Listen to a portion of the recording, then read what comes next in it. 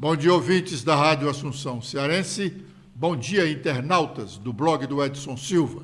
Estamos começando agora o nosso programa desta sexta-feira, dizendo que o senador cearense Eduardo Girão foi o único dos 81 senadores da República.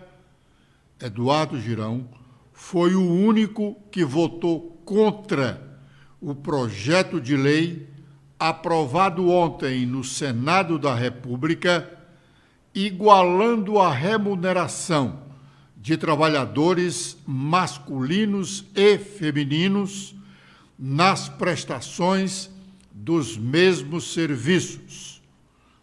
Isto é, homem e mulher que preste o mesmo serviço numa mesma empresa terão que ter remuneração igual. Foi uma vitória das mulheres que reclamavam esse direito há muitos anos. O projeto aprovado era de autoria do governo Lula e foi muito elogiado por homens e mulheres no curso da sua discussão. Só quando o presidente do Senado, Rodrigo Pacheco, anunciou o resultado da votação final, foi que se soube da posição contrária ao projeto do senador cearense Eduardo Girão, após uma indagação da senadora Elisiane Gama. Vamos ouvi-la. Presidente, só para entender, o registro do senador Girão foi contra esse projeto?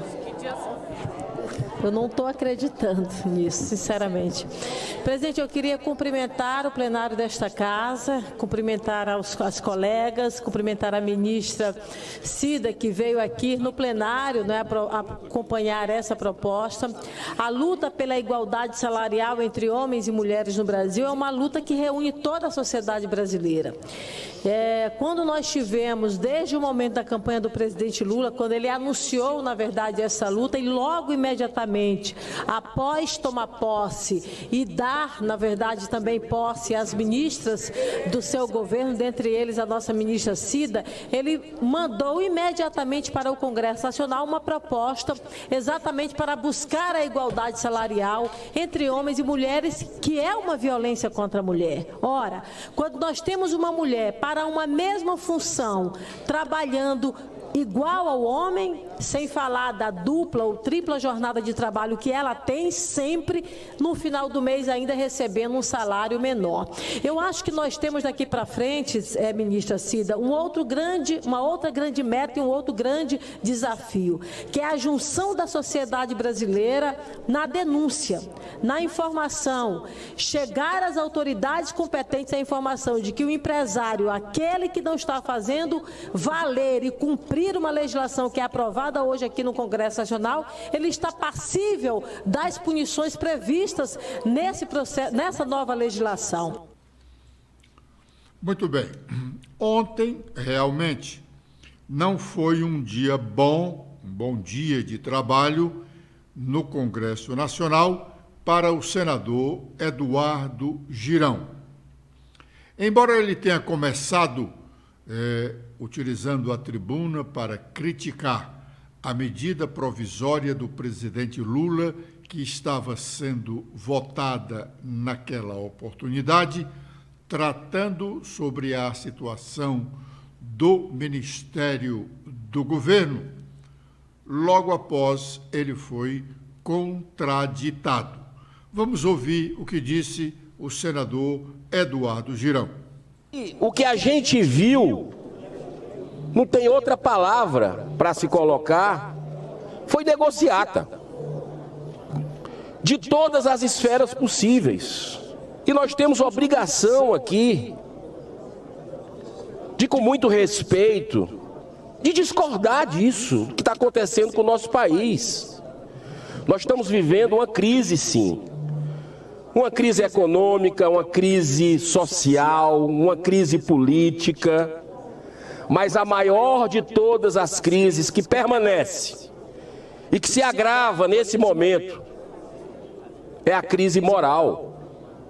Ficou ontem a Câmara dos Deputados parada desde 9 da manhã até 9 da noite, em reuniões fechadas, onde eu vi matérias divulgadas pela grande imprensa brasileira, onde parlamentares diziam que tudo isso estava acontecendo. Olha a que ponto nós chegamos.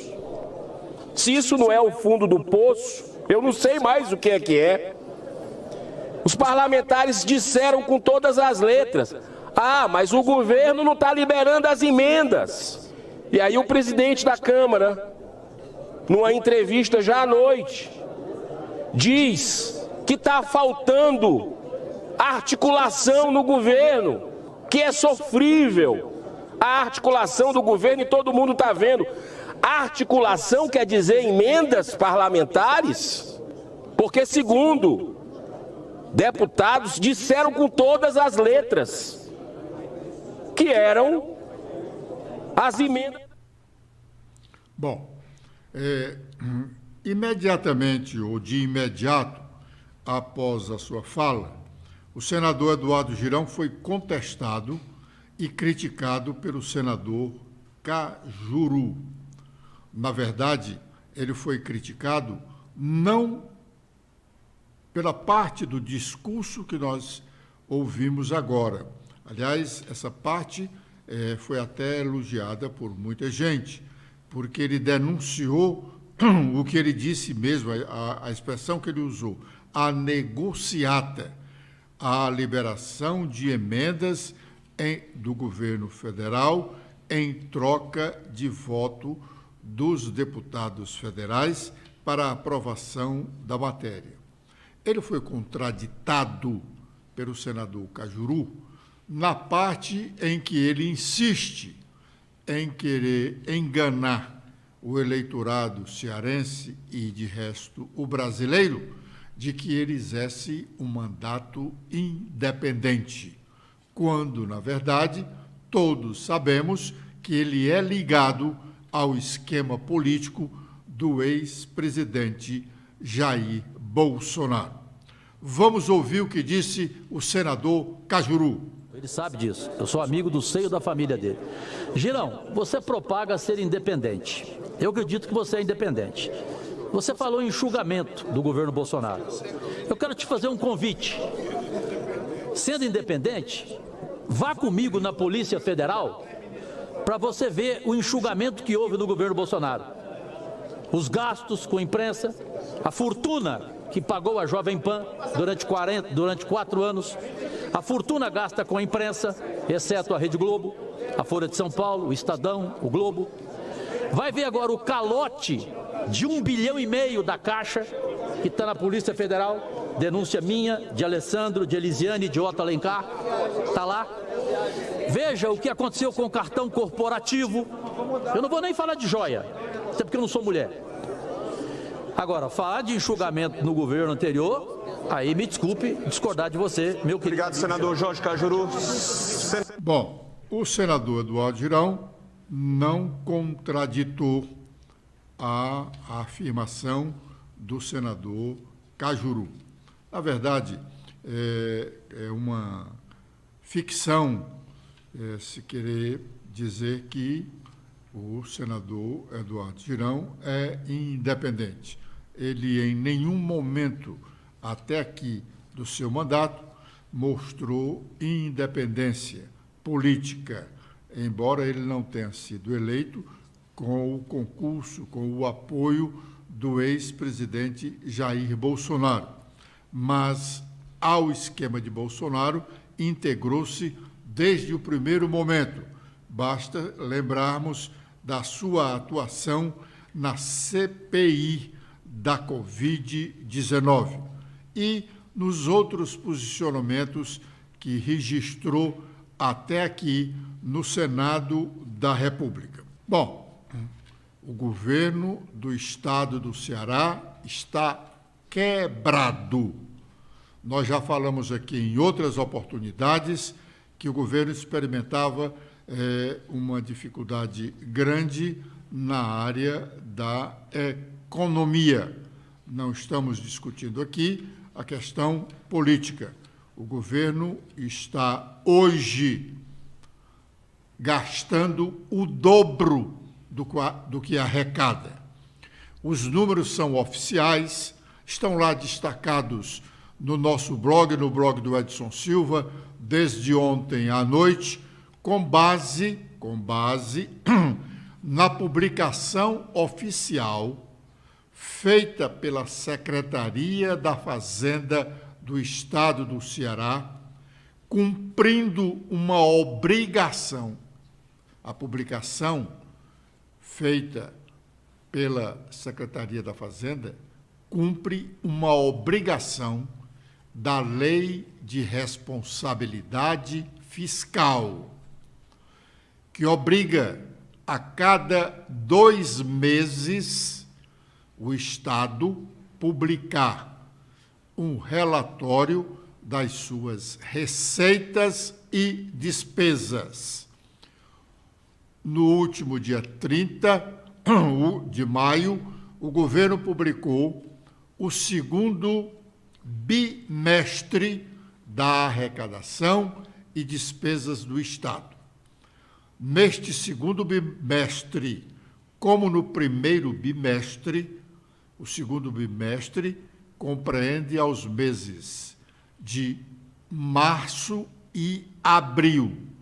A publicação é feita 30 dias após o último dia do bimestre.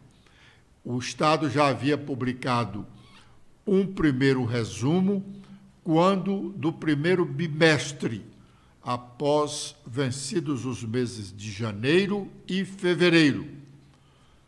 Ele publicou o primeiro balanço no final de março.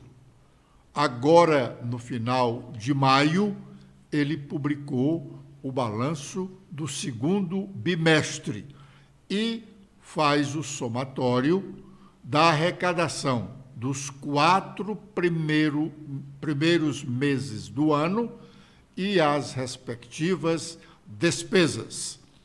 O governo arrecadou pouco mais de 4 bilhões nos 4 primeiros meses de impostos e taxas e gastou um pouco mais de 8 bilhões. Dá para dizer que estamos com as finanças saneadas? É como se o trabalhador recebesse ao fim do mês R$2.000 de salário e já tivesse gasto R$4.000. Como ele poderia pagar todos os seus gastos? Porque 2.000 só daria para pagar a metade. Ele teria que ficar devendo a outra metade para o mês seguinte. E no mês seguinte, ele repetiu a dose. Ganhou X e pagou X mais X. Por isso, nós podemos dizer que o governo do Estado do Ceará está quebrado. É importante, muito importante, que as autoridades políticas e o mundo econômico do Estado acompanhe essas contas governamentais para que nós não tenhamos, lá no fim da gestão, o resultado que tivemos na gestão que foi compreendida entre 1982 e 1986, quando, ao final do governo, os servidores públicos, para receber seus salários, receberam vales, que foram chamados, na época, apelidados de Gonzaguetas. Atenção, não é por falta de advertência que a sociedade não se movimente já a partir de agora. E agora é o momento de sabermos quais as nossas manchetes. Stephanie. Agora, com as manchetes do nosso blog desta sexta-feira, a gente fala que o vereador Márcio Martins comemora a decisão do Tribunal Regional Eleitoral aqui do Ceará, que manteve seu mandato na Câmara Municipal de Fortaleza. De acordo com o parlamentar, apesar do processo pelo qual passou, ele faria tudo novamente, visto que, em sua avaliação, o caso tem relação com uma ajuda que fez à população do seu colégio eleitoral durante o período mais crítico da pandemia. A gente também fala que aliados do prefeito Sarto na Assembleia do Ceará seguem enaltecendo ações da Prefeitura de Fortaleza. A ação dos parlamentares tem como objetivo enaltecer projetos do governo municipal e amenizar eventuais ataques que, vez ou outra, são praticados por ex-vereadores da capital cearense, principalmente os petistas Larissa Gaspar e Guilherme Sampaio. A gente também fala que deputados criticam liberação de 1,7 bi para a reestruturação dos ministérios de Lula. Ele também voltou a reclamar o sargento Reginaldo da criação de secretarias na gestão do governo Eumano de Freitas, que, em sua avaliação, serviu apenas para acomodar aliados. Por fim, a gente destaca que o presidente Lula aposta que o Produto Interno Bruto vai crescer acima do previsto pela FMI. O Instituto Brasileiro de Geografia e Estatística divulgou ontem que o PIB cresceu 1,9%, como a gente falou ontem aqui no nosso blog. Agora, com as atualizações dos sites nacionais, começando com a Folha de São Paulo, a gente fala sobre a vaga no Supremo Tribunal Federal, que quase metade dos senadores que votarão indicação de Zanin foi alvo de inquérito no Supremo Tribunal Federal. O Supremo é responsável por julgar crimes e autorizar investigações sobre integrantes do Senado. Sobre política, a gente fala que Lira se reúne com Flávio Dino em dia de operação da PF e aliados veem retaliação do governo. Sobre a Folha Jus, ela destaca que a PGR se posiciona contra pedido de bolsonaristas para que STF censure a Folha e o Grupo Globo. Agora, com as atualizações do Globo, a gente destaca a coluna da Miriam Leitão, que ela diz que a projeção alta para o PIB em 2022 passou a ter 2% como piso, mas não é um crescimento inflacionário. Como aponta Márcio Mesquita, economista-chefe do Itaú, o desempenho não tem nada a ver com o consumo aquecido. E a gente também fala sobre a coluna do Lauro Jardim. Ele destaca que faltam 110 dias para Lula indicar um novo ministro para o Supremo Tribunal Federal. Saiba quem são os favoritos. Sobre perda de mandato, os próximos passos da ação que condenou Rogério Marinho, do Senado Federal. Por fim, a gente destaca as atualizações do Estado de São Paulo, que, sobre violência, Guarajá vive onda de assaltos, recebe choque da PM e restringe até a circulação de bicicletas. Uma cidade turística do litoral de São Paulo registra arrastões em praia, roubos com reféns e tiroteios com morte. Prefeitura pediu reforço de policiamento.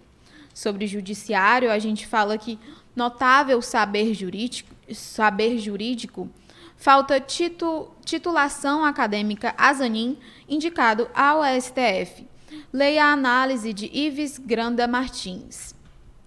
Bom, isso é uma matéria que o jornal O Estado de São Paulo está destacando e também os outros jornais nacionais, todos dão destaque a essa manifestação do presidente Lula, indicando um nome para a vaga existente hoje no Supremo Tribunal Federal. Uma diligência feita pela Polícia Federal ontem em Alagoas e em Brasília. Alagoas é a terra do presidente da Câmara dos Deputados, Arthur Lira, e também dos senadores Renan Calheiros, pai e filho. Pois bem, nessa diligência, alcançando uma pessoa próxima ao presidente da Câmara dos Deputados. Essa diligência foi o centro das discussões políticas fora do âmbito do Congresso Nacional, onde teve toda aquela movimentação para a votação no limite do prazo de medidas provisórias. A Polícia Federal, com ordem judicial, na busca e apreensão, encontrou uma expressiva soma de recursos, dinheiro em espécie, num cofre do cidadão ligado ao PP, Partido Progressista, do deputado Arthur Lira. Mas o presidente da Câmara defendeu os negócios do amigo e disse que nada tinha a ver com a questão, em entrevista concedida a jornalistas da Globo News. Vamos ouvi-lo. Ninguém gosta de receber notícias como a gente recebeu hoje. Mas eu não posso comentar uma operação policial sem ter acesso ao que nela tem, sem poder fazer acusações levianas a qualquer pessoa. O que nós sabemos é que isso é um processo antigo, que já tramita no TCU, inclusive com parte de decisão favorável, com laudos técnicos que podem ser procurados que dizem que não houve nenhum tipo de fraude nesse processo. Há um rebuscamento também de resquícios locais nessa operação, porque a confusão começou lá. Há decisões da Justiça Federal que resolvem e dizem que não há nenhum sobrepreço, nem superfaturamento, nem nenhum desvio nessa situação. Mas eu não posso emitir nenhum juízo de valor. O que eu posso dizer é que eu, tendo a postura que tenho, em defesa das emendas parlamentares que levam benefícios para todo o Brasil, para toda a população, eu não tenho absolutamente nada a ver com o que está acontecendo e não me sinto atingido, nem acho que isso seja provocativo. As coisas são levadas pela polarização política a fazer, porque veio o Twitter do Renan, porque veio a Operação 2 Dias, porque há a pressão do governo. Eu não vou comer essa corda, vou me ater a receber e a ter informações mais precisas, e cada um é responsável pelo seu CPF nesta terra e neste país. Bom, nenhum réu, ou mesmo acusado, que ainda esteja sendo investigado, confessa o crime. Nenhum. Sempre ele nega. Isso é praxe. E, com essa minha avaliação, eu não estou dizendo que o deputado é culpado ou não, mas é que nenhum réu, repito, e nenhum acusado de mal feito assume a responsabilidade. Mas a Polícia Federal, quando faz uma diligência desse tipo, ela só faz com a autorização judicial. A Polícia Federal não pode, por iniciativa própria, fazer tal tipo de ação. Busca e apreensão, ir lá descobrir onde é que tem dinheiro, isso, aquilo, outro. A não ser que esteja em flagrante. Aqui não é um flagrante. O processo já vem de algum tempo.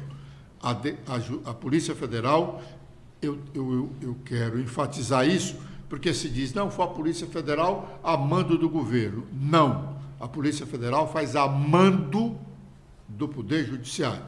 A Polícia Federal é uma polícia judiciária.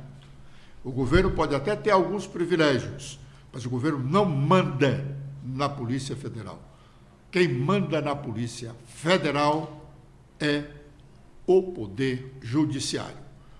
O presidente Lula encaminhou a mensagem ao Senado da República, indicando o nome do advogado, Cristiano Zanin, para a vaga de ministro do Supremo Tribunal Federal, aberta com a aposentadoria do ministro Ricardo Lewandowski. Lula justificou a indicação.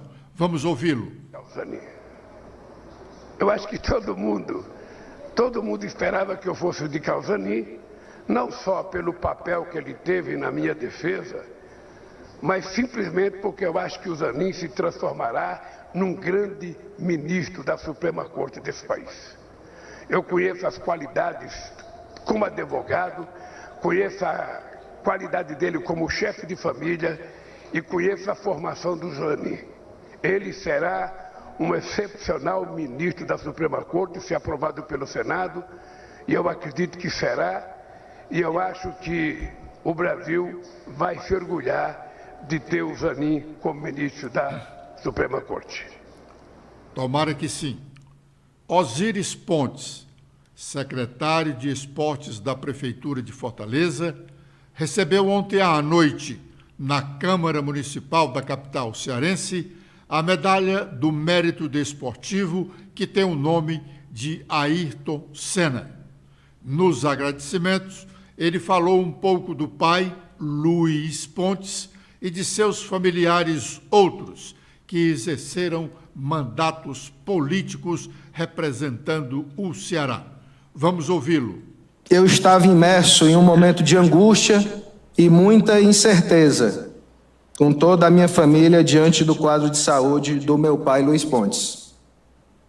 Vitimado pela Covid-19, no auge da pandemia, não pude contar com seus conselhos e suas orientações, que são marcas registradas da nossa convivência.